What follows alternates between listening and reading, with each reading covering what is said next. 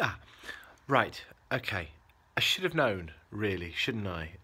Because I had neglected to say all the way through that The Wheel in Space is written by David Whittaker. Now, we could always go, well, Kit Pedler, but I think we know deep down that David Whittaker wrote it after Kit Pedler said, "How about Simon on a wheel?"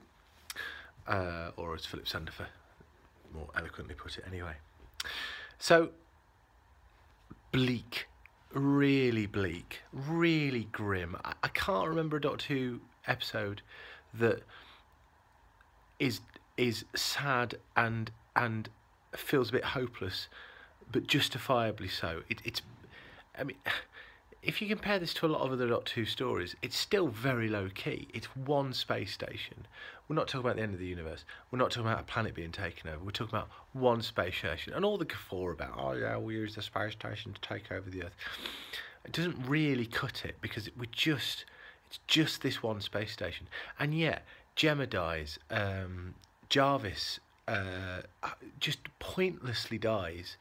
And it just feels so bleak and down, even to the extent that when Jamie and Zoe get split up in space, there's a moment, and obviously I know, but there's a moment where you think, holy, they're done for.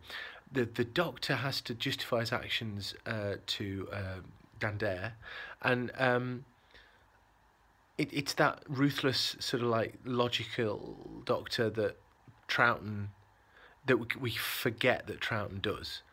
And his face-off with the Cyberman, which, let's be honest, is the only real, whole scary Cyberman bit in the whole thing. And yet, even that is low-key. It's a really good story. The Wheel in Space is really, really good. And having read the bits and bats that I've read prior to recording this, I think the general suggestion is that fandom isn't as taken with The Wheel in Space as I clearly am, and I think that's fandom's fault, quite frankly. I think it's better than Fear from the Deep by country mile. Yeah, I'm really, really, really impressed. Scary Sidemen story, certainly since 10th Planet. We've only had 2 since then. But thinking forward, I can't think of any time the Cybermen have been much scarier than this. Because they're just sort of like relentless, no histrionics, just gittish Cybermen. Superb. Absolutely superb. Anyway, it's moving actors city rather than reconstruction crazy now, so I think I'm looking forward to this. I think it's going to be good. Let's pretend we watched Evil of the Daleks. That was really good. Bye.